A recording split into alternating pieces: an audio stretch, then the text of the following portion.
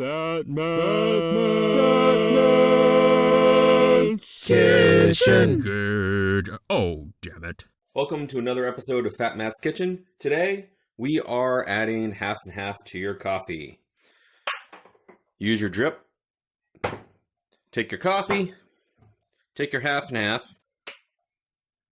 And add to your liking. Take spoon. Stir. And voila. That looks fucking disgusting. I found an easier way. You don't have to dirty a spoon. Take your cup. Take your half and half. Shake it. Because it makes a cool sound.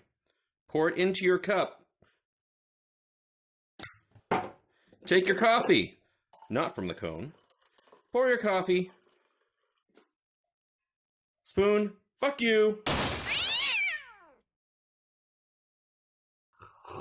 Mmm.